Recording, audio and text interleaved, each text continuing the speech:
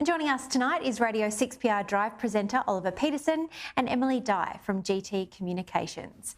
Gang, it's been a momentous day here in Canberra. Let's see how the fronts on Tuesday are treating what we heard in the Senate this morning.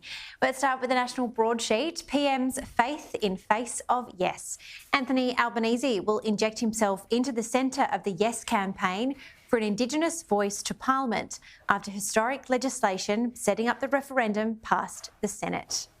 And there's a great comment piece by political editor of The Australian, Simon Benson, tomorrow with the headline, Albanese full speed ahead on obstacle course. The stage is set for a likely October referendum on constitutional recognition and an Indigenous voice to Parliament and executive government. But while the final legislation hurdle may have been cleared with the referendum bill passing the Senate on Monday, the obstacles to its success are considerable and are at risk of becoming entrenched. Ollie, we saw jubilant scenes in the Senate this morning when it passed, and then we, saw the Indigenous Affairs Minister Linda Burney come out to sort of encourage Australians to vote yes.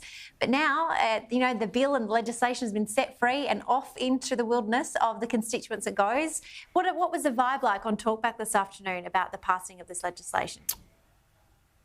Yeah, Jenna, it's interesting because we actually had a detailed conversation on our show today regarding obviously the voice now passing the Senate and, as you say, now it being discussed within the community. And I think overwhelmingly at the moment, Jenna, particularly for Talkback listeners on 6PR, is just the lack of detail that they are publicly aware of. So I think this is a big obstacle, and it's no surprise to anybody watching Sky News tonight to hear is it's now the job of the Yes campaign to really explain exactly what the voice plans to do, how it will work, how it will function. Now, sure, we can all go and research that. We can all go and read the Uluru Statement of the Heart, and I'm sure many people will eventually do that. But prosecuting this argument is really important, I think, because, Jenna, a lot of those polls, as we all know, are starting to indicate the no vote is on the rise, and the Yes campaign has a lot of hard work to do, particularly in remote and regional Australia at the moment, which Up policies last week or research last week indicated there are still many of Indigenous Australians who aren't even aware of the referendum,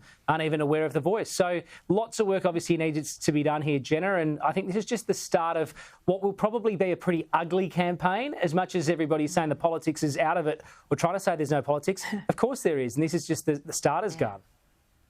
Yeah, I think you're right. I think a marathon in the general public is about to start, that's for sure.